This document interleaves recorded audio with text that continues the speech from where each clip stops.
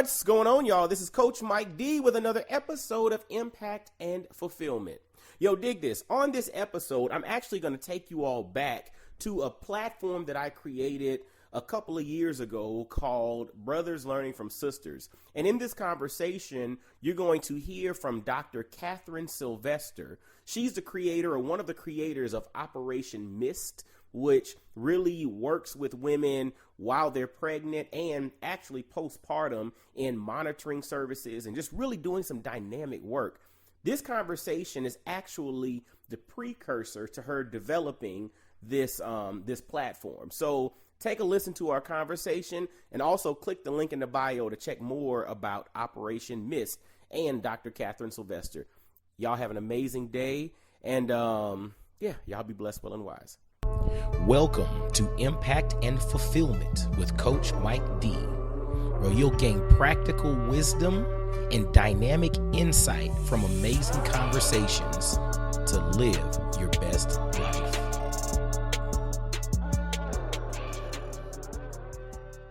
This episode is going to really be off the chain because we have a powerful sister who's doing an amazing thing, or doing amazing things in the realm of helping women postpartum, rediscover their music. And she'll dive into that a little bit. But the guest that I have today on episode 2 of Brothers Learning from Sisters is none other than Dr. Katherine Sylvester. She's a wife. She's a mom of 2. She has a doctorate in physical therapy, and she's making waves in the realm of physical therapy, but her mission and her passion as of late is surrounding this concept of rediscover your music, in which she's helping mothers after pregnancy rediscover their music, find themselves, and become comfortable with their new norm. And we're going to really dive into that, partly because, again, this is Brothers Learning from Sisters. So we need to get brothers to understand what women are dealing with postpartum, one, but then also this is a conversation in which women can kind of get a deeper understanding of some of the things that they may be dealing with that maybe they don't have any clarity on. And so we have an expert here to kind of talk about that. And then one more thing, she's doing this unique thing in the realm of scar manipulation. This thing blew my mind. And, ladies who have gone through like C-sections and all of that, she does this thing and she's learned it. I'm going to let her jump into that a little later because I'm not an expert. That's why we got the experts here. So all the folks listening, let's welcome Dr. Katherine Sylvester to episode 2 of Brothers Learning from Sisters. Hey, Mike. What's up, Katherine? How are you doing? I'm doing great. I'm so happy to see you. I am happy to see you, and I'm even more happy to have you here joining us for this dynamic conversation. I'm so honored. I'm so used to tuning in on y'all's conversations with the men, and so it's really good to be able to be on here with you. Awesome. And, and it's interesting, after we launched this, this series, actually I called your husband, Keith, who's, one of my best friends. And I said, Keith, I'm launching this thing called Brothers Learning from Sisters, and I want Katherine to be the second episode because, the conversations that we've had in regards to what you're doing and the impact that you're having in regards to mothers and women and helping folks to just find who they are, after having a baby. I was like, man, this thing needs to get out there to the world. So thank you for sharing with us today. Oh, thank you. I'm so honored. Awesome. Well, before we jump into your story, your background, inspirations and all, let's give some shout outs, because who are we without those individuals around us that allow us to be our best? So give some shout outs and then we'll jump into your story. So, of course, my sweet husband that you already mentioned, he has always known that I had a passion for moms and has always encouraged me to follow that passion. And then he gave me my 2 babies. And so the experience that I have that I'm able to share is a lot of the reason that I have decided to learn about moms is because I had a child. And then it made me realize that there is so much that moms don't know. So I am grateful to him, of course. And then to my sister, my older sister specifically, I watched her have 4 kids and get right back into shape after each child. And I thought, there are so many people who are struggling with this. What is it that she's doing? And so just watching her, she used to tell me, we're the Washington sisters, we do not waddle. I remember her saying that because every woman toward the ends of their pregnancy are like, I just got to waddle now. No, we are the Washington sisters don't waddle. So let me say that. She I has been like that. The Washington sisters don't waddle. I love it. I love it. Yes, and she doesn't. And just, I don't know, maybe 4 weeks ago, she went to the beach. She looked amazing in her bathing suit. And like I said, she had four. So grateful. My little princess, my younger sister, she has a business, and I watched her grow that business in such a short period of time. And all she has done since then is be an inspiration to me. She's 5 years younger, but I watch her and I say, if she can make that kind of an impact, then I can too. And when she first started that business, it might have been about 6 months to a year ago, she hit the ground running. And I thought, if I'm as passionate about what I say I'm passionate about, then why am I not doing what she's doing too? Ooh. Right? Ooh. And so I'm grateful for her. And of course, the rest of my family gives me support. And then I have a really good friend. His name is Arthur.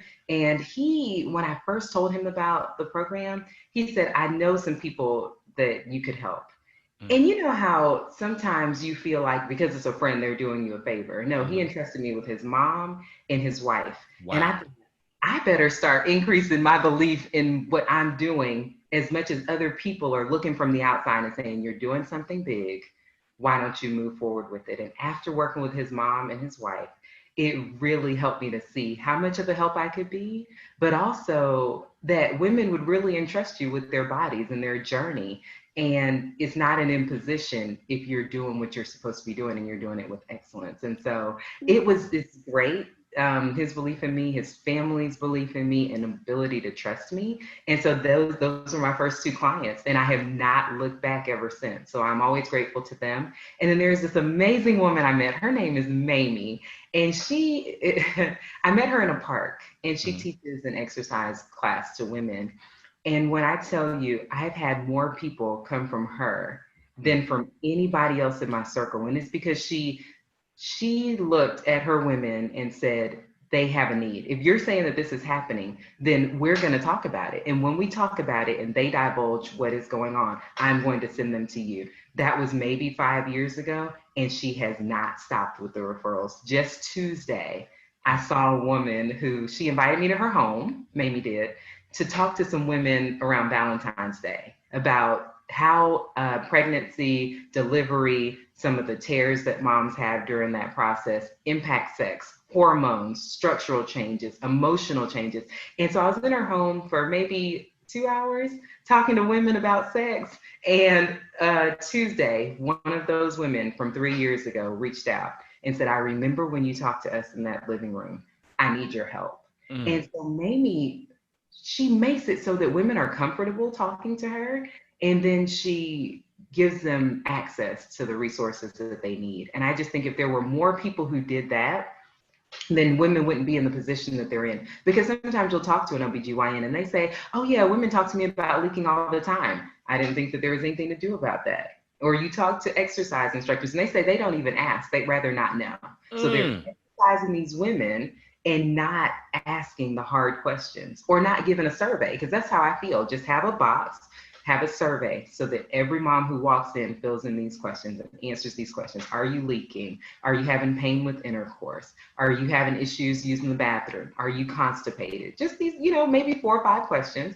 And if the women submit that to a box, and then you give that box to a healthcare provider can go through, answer the questions, call the moms back if they left their contact information, and then they can get what they need. But there is no excuse for knowing that moms are dealing with this and not addressing it. And so what Mamie has done is decided, I'm not going to wait until they tell me. I'm going to go ahead and ask and make this a comfortable space and then put them in touch with the people that need them. And then Yolanda Waller, she has been in my group. And I'll tell you this, she is not a mom, but she takes care of her nephew. And because her sister passed away. And so she is like a mom to me. And she gets in the group that I created on Facebook. And she is always very supportive of the comments she shares with moms that she knows needs it. And here recently, she started an adult daycare center. And because she's not taking clients right now, she had told me that I could use her space for my scar business. And so she has been the biggest cheerleader. And I'm so grateful for women who, even though they're not mothers, they realize the struggle that mothers are going through and decide to be whatever help that they can be. And so I would say those are my shout outs. And of course, the amazing moms I've worked with for the last 6 years. Like, it is the biggest privilege to be entrusted with a mom's journey, with their innermost, I mean, the things that could embarrass them. They come out and they tell me, and they trust that I can get them to where they want to be. And so that's the biggest thing that I think. The women who have entrusted me with their journeys, I thank them too. Katherine, one of the things that when I hear you talk, first off, I hear passion, one, but then I also hear a legit calling. Like, this is something that you were designed to do. Like, this is your ultimate mark on the world. Like, you were designed to be a mom so that you could go and help other moms, right? Like, it's just like, to me, the way that you express that. And what's interesting about it, God doesn't make any mistakes. Like, there's this thing that your gifts will make room for you, right? And so when I think about what you're doing now and the calling that you have on your life to impact the lives of mothers, but then I look back on it where you are also, prior to that, you started off as a physical therapist, right? And so it's interesting. I would assume, and this is just my assumption here, you didn't go into physical therapy because of rediscover your music, right? You went into physical therapy for another reason, but yet that opened up this gateway for rediscover your music and scar manipulation, helping women, with scars post C-section and things like that. Talk to us a little bit about the inspiration that led you into physical therapy, but then let's transition into what led to rediscover your music. Okay, so when I was in the 8th grade, I cheerleaded. I cheerleaded from when I was 4 years old. But after the 8th grade, I was trying out for the varsity cheerleading squad in the 9th grade, so I had to go get a physical. Went to the doctor's office. He told me I was borderline overweight. Now, I don't know if you know how that feels to a girl who has cheered all of her life and been conscious of her body all of her life, but it felt horrible. And so I left that doctor's office, and he was going off of a height weight chart. So it was not the most valid way to BMI, basically. Right. And so I said, what can I do though to be better? And so I had to do a research project for an English class over the summer. And so I decided to do it on nutrition and fitness. And when I tell you, I changed the way that I was eating, because I did identify things in my diet that I should not have been eating, or things that I in the 8th grade? In the 8th grade, wow. Yes. Okay. And I decided to change up my fitness routine. And so I didn't lose weight, but I toned and I felt better. And in that moment, everything happens for a reason. I said, I want to be a part of a profession that focuses more on what you feel like than on what you look like, more on quality of life, right? Than on what other people perceive about you. And so I found physical therapy and I never looked back. I started shadowing physical therapists and I fell in love with the profession. And so that's how I started. And then the transition though is funny. I love neuro. So working with people at brain injury, spinal cord injury, stroke. And so that was my passion for the first 5 years of my career. And then I got pregnant with Victor. And after I had him, for the first 12 weeks, I did everything that I do with moms now. I made sure that I got up and I walked around. I worked on the muscles that are inside my pelvis. I worked on my abdominal muscles just very gently for the first 6 weeks. I watched how I got into and out of the bed, how I got up and down from surfaces, into and out of the car, how I was lifting. So the whole first 6 weeks was about protection and early mobility, but everything was gentle. But after that 6 weeks, I got to where I was, upping my exercise and making sure that I was eating right. And, I was breastfeeding. And so I had to increase my caloric intake. So I was adjusting things as I went. And by 12 weeks, I felt amazing. I mean, I didn't want to go back to work because I still had a little bit extra time, right? But I felt like I could have gone back to work. But during that same time period, I had 4 other moms who were pregnant at the same time that I was. But at that same period of time, at the 12-week mark, they were dealing with postpartum depression. One had a hernia that went undetected. One was having horrible sex. When I say sex was horrible, it was painful. She didn't want to do it. She was dry. And then I had another mom, and she was dealing with just not being able to lose the weight. And so I said, I can help them. I thought that everyone was doing what I was doing, and I guess it was just out of ignorance on my part. But they didn't have access to the same information, to the same knowledge that I did. And so I took those 4 moms And for a year, I walked their journey with them and Mm, just tried to help them the best that I could. And I realized that it had to be individualized. None of them looked the same. They didn't present with the same issues, but the solutions, even for the issues that overlapped, was not the same. And so after that year of working with those four moms, I pulled into the library with my son and I thought, what have I been working on these moms with for the mm. last year?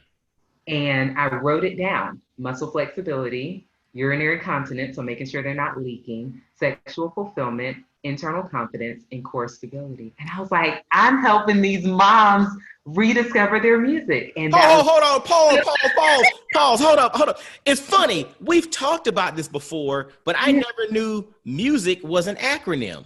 yes, yes, yes. So rediscover your music. Give us the acronym again. Is muscle flexibility, Okay. urinary continence, so making sure you're not leaking, Mm-hmm. sexual fulfillment, internal confidence, and core stability. Wow. Yeah. Rediscover your music. And that's Uh-huh. what you had been doing this whole year with these four moms.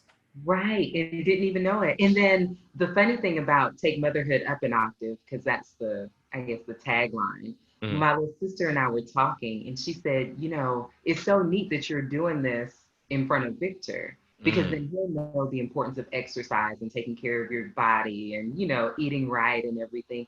And she said, I bet he's going to go around telling people, you see my mama, she took motherhood up an octave. And so, like, that was the birth of that hashtag, or not hashtag, but the tagline. And I feel like that's what we're doing. People look at motherhood and they think that it's this downhill journey. So you don't get your body. You hear moms refer to their bodies as a postpartum body. I'm like, don't refer to it in shame. Make Mm. it better than it was before. And Ooh. yeah, right. And Mm. understand that it doesn't have to be what other moms say it is, right? Or the Ooh. things that we're not talking about. Go ahead, go No, ahead, go ahead. what? No, no, no. I mean, that is so like powerful, because a lot of times we look at averages, right? So even like when you go to the doctor, they base your numbers on the general averages, right? But you might not be average. So that's why it's so important for you to understand who you are, for you to rediscover who you are, rediscover your music, because if you're basing it off of everyone else, the reality is there's a strong possibility you could be selling yourself short, right? Yes, And yes, and you yes. mentioned the concept of not accepting the norms. I'm thinking about this from a guy's perspective. We think about dad bod, right? Like, you have a kid and, your wife does her thing and we're getting to a certain age. We're supposed to have a dad bod. We're supposed to start looking different. And that's not what we're supposed to do. We can No. accept that if we want to, but the reality is we don't have to accept that. That's right. That's right. Because I look at my husband, he's in better shape now than he was 10 years ago. Right. Mm, mm, Right. And then that's I amazing. watched you were on a basketball, maybe last year or the year before, bouncing on a basketball. I'm like, it's because you've been intentional. It's Mhm. all about intentionality. What are we doing every day to make our bodies better? The problem with moms is that they lack the knowledge of what to do every Mm, day to make their bodies better. Every mom that I've talked to, let's just start with posture. So if you see a mom, typically she's closed down like this. And you see when I do that, I don't look confident. I look mhm, horrible. So there's mhm, this TED talk. It talks about the power of posture. And, if you have that posture, then sometimes your confidence is impacted. But if you mhm, have this posture, then could it not positively impact your posture, your confidence, and the mhm, way you feel about yourself? But moms don't even recognize a lot of the times what they can do to improve that. But they say it. I noticed that my posture got worse after I had my baby. My shoulders started to get rounded and closed in. But if you think about the things that moms do on a daily basis, then you'd understand why. We're changing our baby. We're feeding our baby, whether it's mm, breastfeeding or bottle feeding. Our posture is always closed. We're mhm. bathing them. Then we get on the computer and we're doing work from home now, right? And so everything is bringing us down and closed in. But if we would just every day do an exercise where we squeeze our shoulder blades together, or someone tells you to attend to your posture, and then your husband reminds you. So I try to get the husbands involved too, and say, if you see your wife slouching, let her know. Her crown shouldn't fall off her head. So if she's walking around like this all the time, that's not the way that she's supposed to look. So just gently remind her to Mm. stand up straight, But so they can help.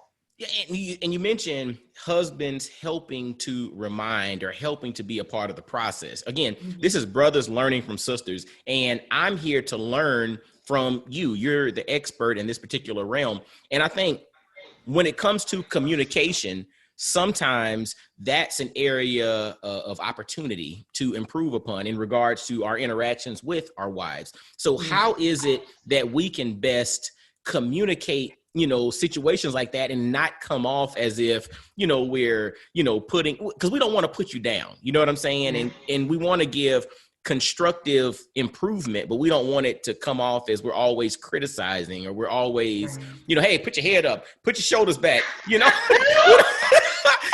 girl, get your shoulders back, put your shoulder blades together, get your head up. We don't, because first off, that's, you don't want to come off as that almost like a tyrant, so to speak. So how would you suggest husbands, infuse that into our communication to help our wives?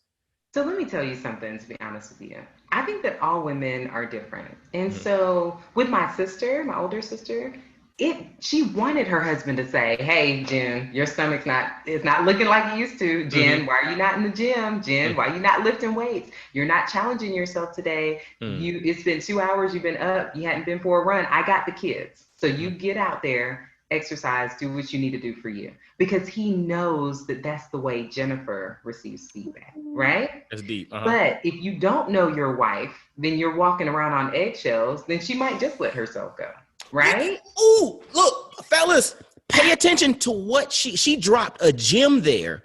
If you don't know your wife, you're walking around on eggshells. And this is something that transfers into other aspects of our marriages, of our relationships, of everything. Because if you don't know your wife, and let's just say something's going on with the kids, I don't know how to address that. So I just kind of let it go and we let our kids just go ham. Or if there's a financial situation that's going on and I don't know my wife, so I don't know how to communicate that there's an issue going on, we just let things go and then something hits the fan and an issue happens. So even in this regard, step one is to spend time learning and knowing your wife so that you know how to effectively communicate to her to help her. Right. Because for me, if Keith were to say, for me, it's that I lose too much weight. So if he's like, look, you walking away and I'm not, my eyes ain't lingering. You need to go get some squats going, right? Like, I would be like, okay, I got you, right? But moms are not all like me. There are some moms that if a husband even says, you want me to take you shopping so you can get something to kind of accommodate your new shape? You know what I mean? And that would break her. And then she wouldn't try to progress because her husband has noticed that she's different. And so you have to, if that's your wife, then you might say, what are your goals for yourself after, how are you feeling about your body? And then if she tells you, how can I support you in what you need to do? Because I feel like sometimes the moms feel like they have to do everything. And so exercising is not part of their routine because they're having to take care of the kids. They're having to still do the laundry, the dishes, cook, clean, go back to work, take care of their husbands from an intimacy standpoint. And so squeezing in exercise seems overwhelming. And so then if they are then told, I'm noticing that you don't look the way that you used to look before, then that could cause them to have a breakdown. So it really you have to individually approach it based on your wife. And there are ways to say, hey, babe, I can help out if you want to go to the gym. And if she says, yes, thank you so much, that's great. And if it's a day where she's like, you know what, I'm just really tired, I can't go, then be like, okay, that's fine too. But remind her goal gently. And then don't push it. Don't be that husband that's like, well, you are gaining weight. If that's not the way that your wife responds to feedback. Ooh, and fellas, pay attention again. Be understanding, right? But then also take time to know your spouse, know your wife, so that you can effectively communicate, so that you can literally give feedback that she responds to. And I have to be 100 here, as a guy, as a husband, as a father of two, a lot of times after the baby is born, most husbands, this is just, the ones that I've talked to, most husbands, I know that's a general question, but most husbands, we become very narrow focused on that 6-week date post delivery. I'm being honest, being straight up. Like most of the dudes, especially ones that have a baby for the first time, as soon as you have the baby and the OB says, okay, 6 weeks, we like circle the date on the calendar. And, we hope that y'all's well-being is good and we want the baby to be fine and all of that. But I ain't gonna lie. I'm circling and I'm counting down. And it's funny, as a dad, you know, it's like, how old is your baby? Oh, my baby's 3 weeks and 8 days. Like, that's 4 weeks and a day. Like, no, yeah, because I'm counting down. How old is your baby? My baby is 4 weeks and 2 days. Like, how old is your baby? My baby is 5 weeks and 6 days. Like, I mean, we're knowing that thing down to a T because we got that date circled. And, Right. but in the midst of all of that, we have to not be so narrow focused on that 6-week date that we omit the fact that our wife might be going through something, right? And might be dealing with something. What are some indicators from a husband's perspective that we can pay attention to notice that, you know, maybe we either need to go see a professional or maybe there's something going on with my spouse or with my wife, you know, postpartum? Mike, so this is so good. First of all, for those of you who don't know, at 6 weeks, a woman is told that she is okay to return to activity. So that means sexual Sex. activity to a man, right? Yes. Sex. So he Look, don't it's time. Look, it's time that close that door. Sex. That's what we talking about. But anyway, go back. right? So here's the funny thing. A lot of moms that I talk to. So let's talk about pregnancy. During pregnancy, estrogen levels are high for most women. Mm-hmm. And so their sex drive is pretty good, right? That second trimester is good.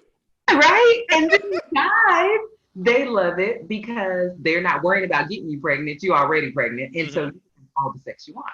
But then as a mom gets bigger, sometimes she's not wanting to have sex as much. So I try to think about from a woman's perspective, your husband, I'll say the longest that I heard, and this is, okay, I have to say this.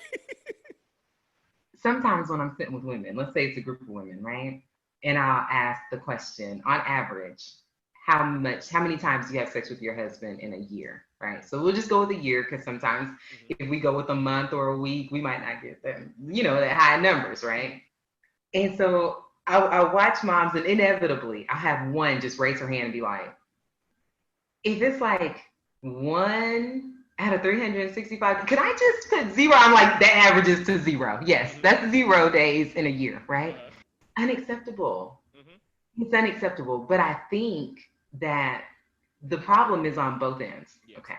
So if a woman starts feeling like I don't want to have sex around the last trimester, so now that's 3 months without sex, and then the doctor says, okay, for 6 weeks you can't have sex, then that's an additional 6 weeks without sex. And then if you're breastfeeding and your estrogen, so after you have the baby, I talked about estrogen during pregnancy. That's a sex hormone, and so that's what helps us get our libido up. We want to, you know, in the mood.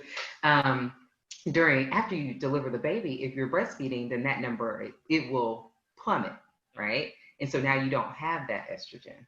And so now you're dry vaginally sometimes. And so inserting a penis into a dry vagina doesn't feel good. I don't know if it feels good for you guys, but it doesn't feel good to us. Okay. Man, and so look, after 6 weeks, we like, I don't care. Look. You don't care, but we care. Right? So if you know the estrogen is down, then let's talk about some foreplay, right? So why can't you do something before the insertion? Okay. And so I think guys should start thinking about that. Because when I hear women saying, you know what, I don't have time for sex. You know what that means? That either the sex wasn't good, sex isn't good now, because who doesn't have time for a good orgasm? Okay. Right? And so women have to be real about why they're not having sex. It's not because you don't have time. You're on Facebook for an hour or 30 minutes scrolling. If the average is true that most guys only last 4 minutes, you know what I mean? You got plenty of time, right? But the problem is that it normally takes at least 11 minutes for a woman to have an orgasm. So if a guy lasts 4, a woman needs 11, then maybe she's not doing it because she doesn't want to. It's not fun, right? The other thing is that a lot of guys want to wait till the end of the day. What if we want to have sex first thing in the morning, or we want to have sex when the baby goes down for a nap, or let's take him to daycare, you guys take a day off of work, and then we have a whole day of an experience, right? As opposed to let's have a quickie before I go to work. No, let's have an experience and you don't go to work today, because I understand that you want to protect and you want to provide, but you also need to be my pleasure releaser, right? And so hold on now, look, I got to come back on the guy side of things. Okay. Like, look, if y'all were throwing that stuff out, we like, hold up, look, I take off all week. Oh, is that right? Look, whoa, like the kids need to go next door to the neighbors for a little bit. Hold on, I'll walk them over there myself. If,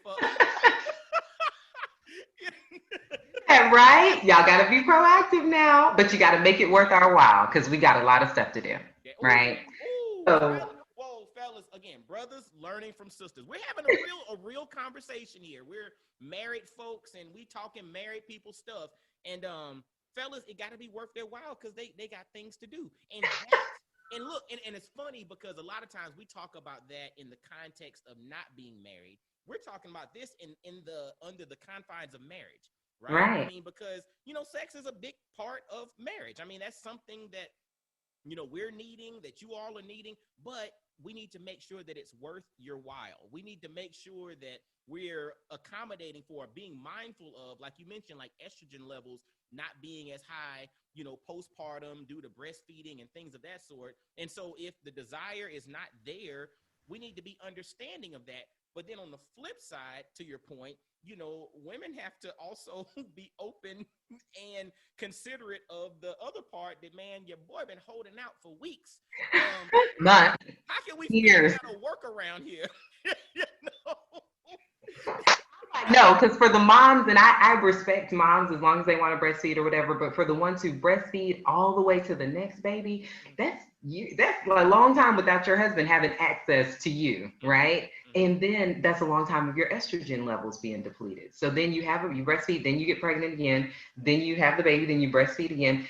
It's like you lose, when you haven't done something for a long time, it's easy to just not do it. Yeah. Right? It's like creating a habit. It is creating a habit. And I'll tell you what's interesting about that, just creating the habit of intimacy. And intimacy is not just sex. I mean, we're talking about sex right now, but intimacy is really, it starts with yourself, right? Because I interviewed a guy on Black Fathers Now, and he talked about intimacy, and he reframed it. He said, into me see. Right? He said, into me see before intimacy, because then when you know yourself, again, rediscovering your music, then when you step into intimacy, it's like, I know my expectations, I know what I'm capable of. And if both parties do that, then we're here to serve each other. And then it's not this, we're not like rams butting horns, like, fine, I'll go along with it, or fine here, it's not contentious. It's actually something that brings you closer together. Absolutely. And I was thinking, I can't hear you, so there. I was thinking about the intimacy thing. I'm so happy that you said that because I was listening to a podcast the other day, and this lady was talking about how she was the most horny after she had her baby. So for a lot of women where their estrogen goes down and they may not be feeling it so much, she really was. And for her doctor to tell her OBGYN to tell her, look, you can't do that for 6 weeks.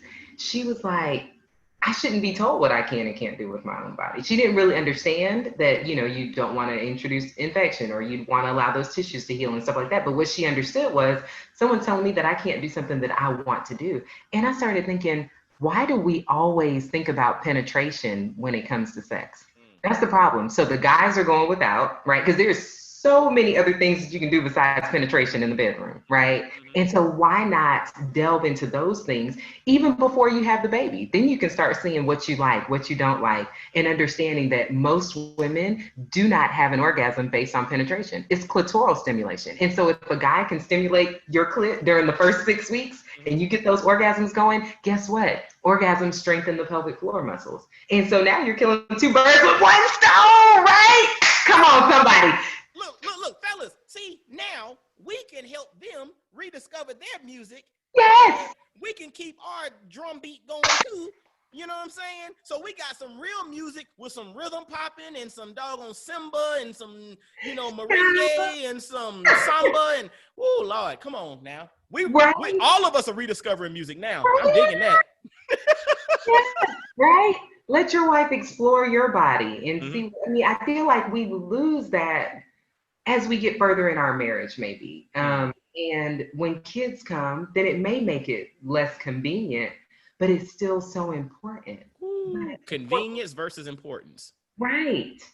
So let's just make it happen. If both decide they're gonna make it happen, and both people are looking to please the other person, because why, as a woman, would we feel like, oh, we want to nurture our babies, but we don't want to nurture our husbands? That's not the case. Ooh, that's deep. That's we deep. want to take care of both. but we also want to, but a woman would argue that it is naturally, and it's an inherent sense of gratification to be able to take care of a baby because the baby can't take care of themselves, right? Mm, Whereas with the guy, we want to feel like the guy is taking care of us as mm, we take care of them, right? And so he's an adult. Let mm. him figure out what pleases me too, or try to explore what pleases me so that we can get to, can get that, making more babies. Make it, there it is.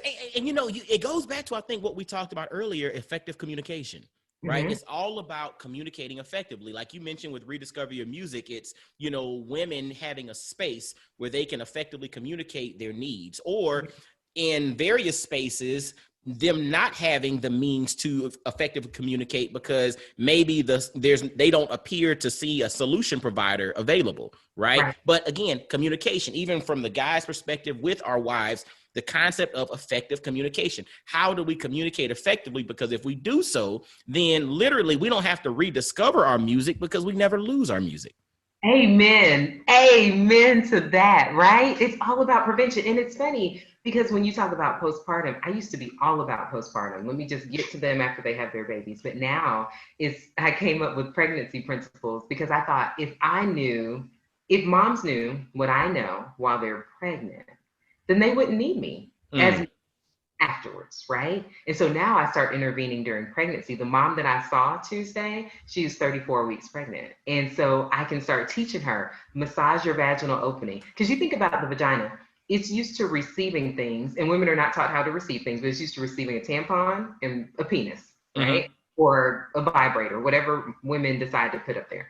But it's not used to pushing anything out. And so if we can prepare the vagina, then you can decrease the chance that you're going to tear it during delivery. And so now at 34 weeks, I'm teaching moms how to stretch that tissue so that when that baby's head crowns, it's not that feeling of, oh my God, I've never felt this before. You've prepared your vagina, so then you're not having to push through that process and tear. Because I found out something very interesting. About 100 years ago, women were put to sleep when they were giving birth. So they were completely under anesthesia, but not for C-section purposes, just to allow the baby to come out. So the mom is asleep, and then when the baby's born, the mom is woken up, right? Didn't tear at all. No tears in her vagina. Now that doctors try to intervene on the process, as soon as they look down there and they're like, oh, you're 9 centimeters, you're 10 centimeters, go ahead and start pushing. So then all this adrenaline starts going. Mom is trying to rush the baby out of the body. We've never been taught how to push anything out of our vagina. So if you have someone to help you beforehand, that's great. Husband wants to advocate, hire a physical therapist for at least one session before your wife has a baby. That'll stop her from tearing, or at least minimize the chances that she can tear, and put her in control of when the baby comes out. Because if all the women were still put to sleep, maybe there wouldn't be so many tears. But now over 80% of women tear during delivery.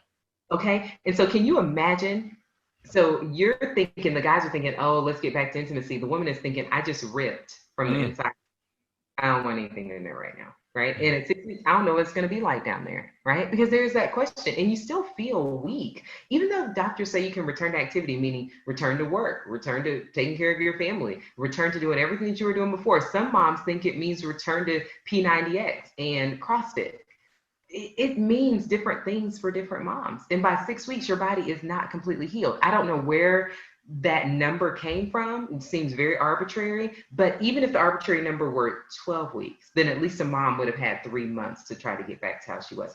Because if for the first 6 weeks, everyone's like, relax, relax, relax. And even husbands do that sometimes. The over helpful husbands, they'll set up a refrigerator, a rocking chair, everything in one room and be like, hey, I'll bring the baby to you. Oh, the baby can sleep in here. Oh, let me bring you your food. That's not healthy. That's just as unhealthy as a mom who gets up 2 weeks out after having a baby and deciding to go run a marathon, because that happens, right? And so moms need to know that there is a balance. That balance is within though. And so we need to have a guide through pregnancy, through the delivery, which is why another thing I think husbands should do is, or partners should do, is to hire a midwife or a doula so that they attend the birth. I read the most recent statistic was that only 1% of childbirths are attended by midwives and doulas. Wow. Why is that?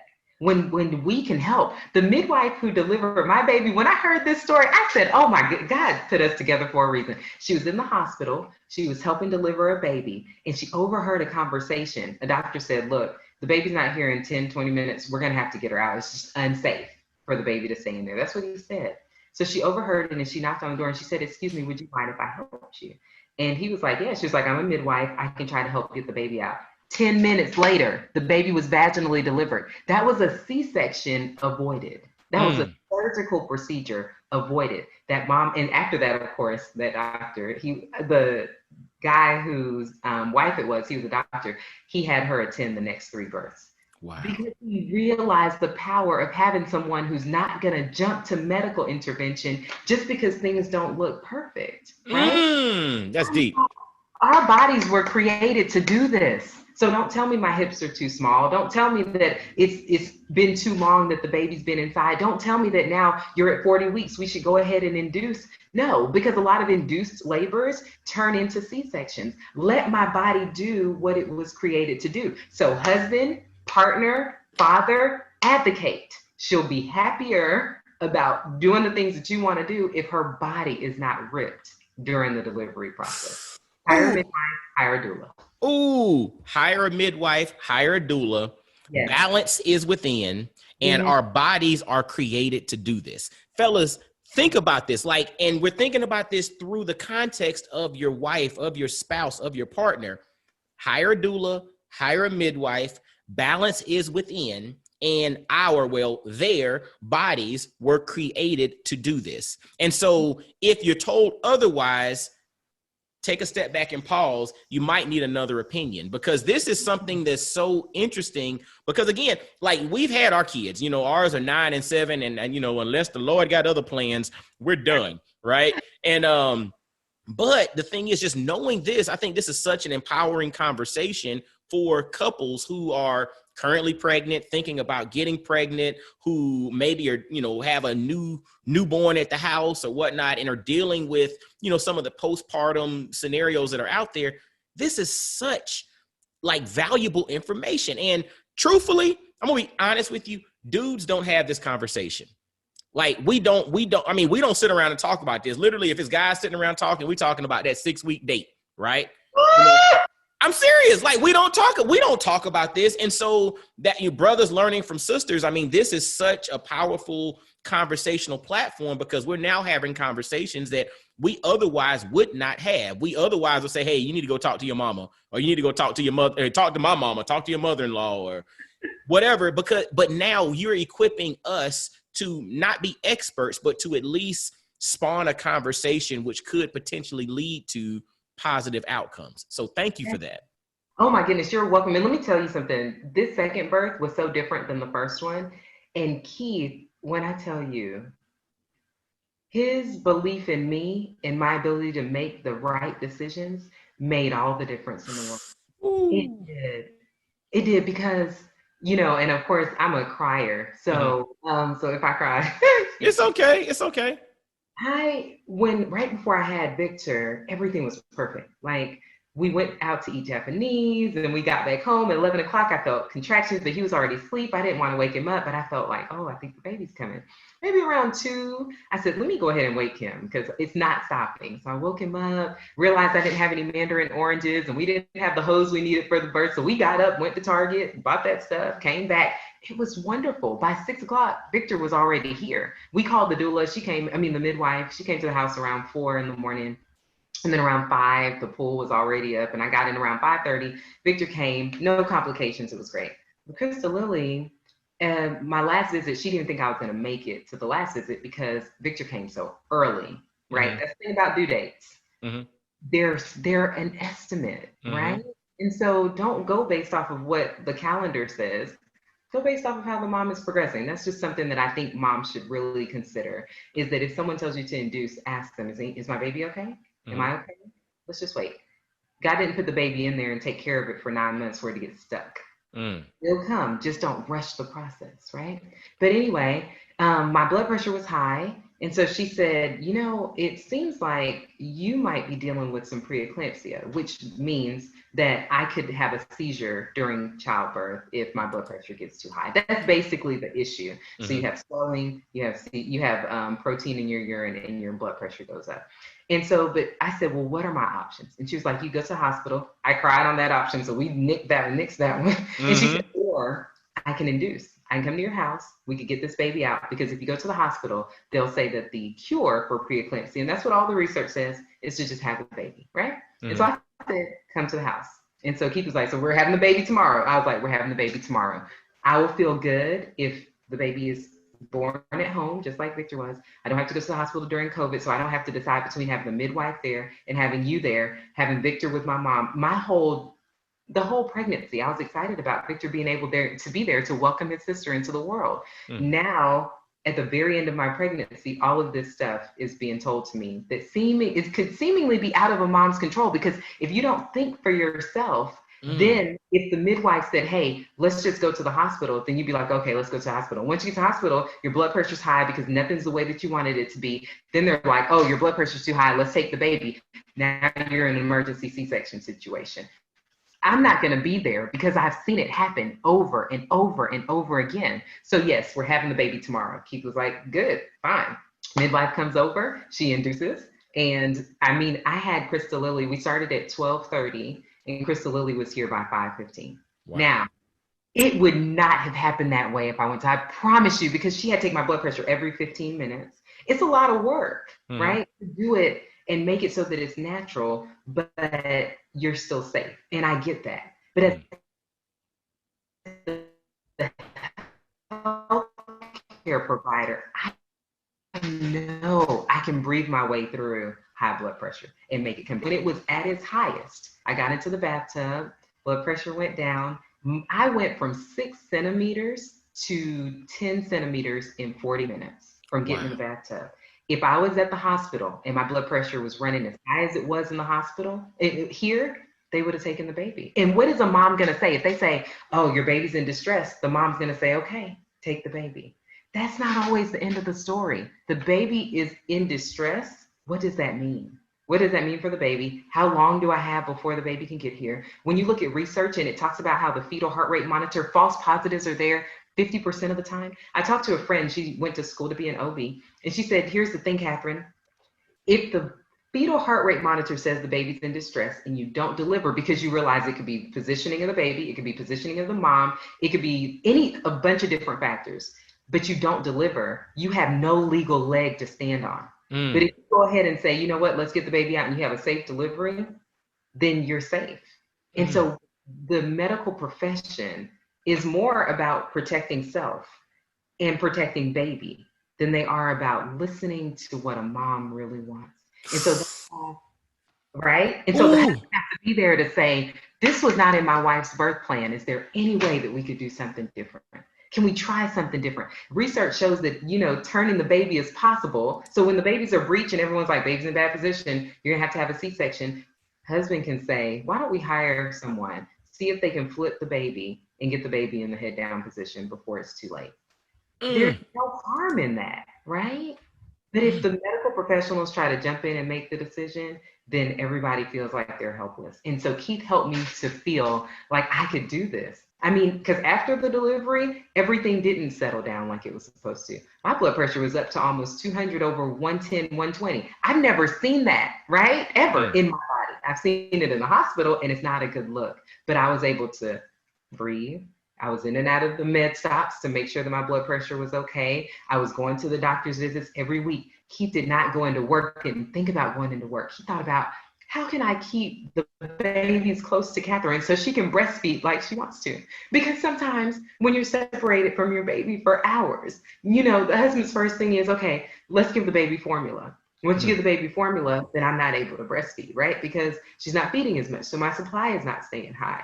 And that's something that's very important to me. And he knew that, but he had to make the decision. Am I gonna go to work? Or am I going to stay here so that every time Katherine has to go to the med stop, every time she has to go to a doctor's appointment, that I'll be there for her so that our babies can be with her? Because that's what the most important thing was to me. And I told him, the most important thing is I'm not separated from Victor. I'm not separated from Crystal Lily. He made that happen. Okay. First 6 weeks, I was like, go to work, baby. You can go in for a couple of days. I got the babies, It's like me now trying to repay what he did for me, because what was important to me was important to him. It was the first priority to him. And for him, working is important. Providing is important. But he decided, let me put that on the back burner. I have days that I can take off. right? Mm. Leave that I've accumulated that I'm not having to take now because of the coronavirus. That's what I think a husband's role is. Protect your wife and make sure that the things that she has said is important to her, they come to pass even when she's scared, even when the numbers don't look right. Because now I took my blood pressure this morning. It was 106 over 64, right? It took time, but it took teamwork. It's Mm. friends praying for us, people like you. We Mm. confided in you. This is going on. Please pray for us. Victor's other sets of godparents, they did the same thing. And I thought, what would we do without our prayer warriors? What would we have done without God's provision? But it takes me sticking by what I said I wanted, because now I'm still breastfeeding. My Mm. baby is still with me. We've not skipped a beat, thanks to this household, thanks to everybody's prayers, and thanks to my knowledge of the body and how it works. And so that's what I want to give to moms, that knowledge that they don't have. And so if they're not a healthcare provider, their husband's not a healthcare provider, then have one with you during those doctor's appointments so that someone who knows you can help you make decisions, informed decisions. Because my best friend, both of my best friends, one is a pharmacist, one is an MD. I did not shout them out at the beginning. I cannot believe I didn't, but every conversation, if the doctor mentioned blood pressure medicine, I was calling my friend saying, hey, is this a good blood pressure medication for Black women? Or is it just, when you were talking about norms, or is it just good for who they've included in the research? Mm. Because when you read research sometimes, I just read an article, there were 12,500 white women and 2,400 Black women. Mm. That is not a representation of the people who are going to take advantage of this blood pressure medication, right? Mm. Wow, that really works well for white women. So my pharmacist friend was like, don't do that one. This is the one that you should do. My MD friend was like, oh, your kidney levels are like that. Look at your race. Look at your body weight. The norms are higher than what your body would need to do because of how you kept your body in shape over these years. You've got to have people in your corner who know the profession and who know what's normal for you versus what's normal for everybody else. And then you can move forward with an informed decision and an informed consent, because doctors have you all the time fill out that informed consent, right? You've had informed consent. It's not informed if you don't have all of the information. But you're Mm. signing it away, right? You're signing away your consent without having all of your questions answered. And that's the tragedy in it all, Mm. right? You like, first off, that that story is just a testament to teamwork. Teamwork makes the dream work. And as we go back and I think about just the concept of rediscovering your music, and I think about the concept of music, right? Yeah. Even when there's a solo artist singing, right? There's Yeah. always some background singers. There's Yeah. always a band in the corner, Yeah. right? Or sometimes there's a band on the stage, or there's a duo. But when it comes to music, rarely is music a solo thing. And even if music's being played solo from an acoustic perspective, you're playing it for somebody else. So Yeah. music always involves more than one person. And Yeah. so when you talked about rediscovering your music, and that's why I'm so thankful for you really being open and sharing your journey and your story here. It's about this team. It's about the band. It's about everybody involved in making this music play. Because Yeah. whether you're an acoustic performer by yourself on stage, you're still performing for other people. And so Yeah. there's so many different individuals involved, and it takes all of us. It takes a village. The African Yeah. proverb, it takes a village to raise a child, but every strong and successful individual, couple, family also has a village around them. Yeah. And your story is such an exemplary example of that. And I appreciate you for sharing that. Thank you. Oh my goodness, you're welcome. And you know what's funny? My growing up, I saw my mom and dad, and this is the thing that I remember the most about their relationship. My mom's mom got sick when toward the end of her life, and she's not from here. She's from Panama. And as soon as she found out she was sick, my mom was like, "We got to bring her home." My dad was like, "Absolutely, we're gonna make it happen." They turned the garage into an extra room because the hospital bed needed to get into the house. And we have 2 stories, so they changed that room up. I mean, all of this was done in like 30 days now. Hospital bed comes in. My mom flies to Panama, brings her mom back. My mom worked days. My dad worked nights, so that my grandmother always had 24-hour care, because what was not going to happen? Well, she wasn't going to go to a nursing home, right? And so we were helping make meals, get her dressed, change her. It was family coming together to say, grandma's going to be taken care of, right? So I watched my mom do that. I watched my mom when I say she was never separated from us, the only time was when she went to go get her mom from Panama and bring her back. Only time. And my dad allowed that to happen, right? Because he worked. So she was able to stay home with us. And then the times that she didn't want to, not didn't want to stay home with us, but when we got into school and stuff and she could work, then she did. But that option was always there, that the understanding was always there that my kids come first, right? And so that teamwork, I saw it growing up. And so it's easy for me to say, but what I will say is it's also hard for me to think about asking for help outside of the family unit. And so you have people who are like, I want to help, I want to help, I want to help. And so unless you say, yes, help me, then you see moms falling into postpartum depression. Because one thing that you asked was, what signs should you be looking for? When you see your wife and she's just not herself, right? Or she has a detached feeling from the baby, or you notice that she's crying all the time, or what people call the post-baby blues don't go away. She's self-depreciating. I had a mom who, no matter what you said to her, she did not believe you. You're beautiful. No, I'm not. I'm ugly. You really bounce back after you're pregnant. No, I don't even feel good being in a bathing suit anymore, walking around the house naked anymore. I just feel fat. I feel ugly. It was just never a good word said about herself. I helped her. I asked her husband to help her find help. And so instead of her coming to me for my Rediscover Your Music program, I was like, take her to someone so she can talk to them and get some counseling. Because I promise you, once she goes through that counseling session and her mental health is taken care of, she'll be a better wife, she'll be a better mother, she'll be better to herself. She didn't even need me anymore. She got back in shape by herself. She had the help that she needed. So for me, it's not all about everybody come to me.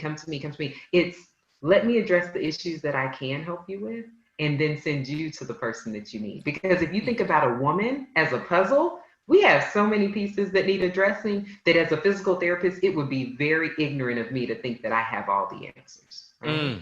And so I try to help moms get the help that they need. And it's just, if we do that as a healthcare provider and spouse and family, then the moms will be better taken care of from a holistic standpoint. That's beautiful. I told y'all this was going to be a dope conversation.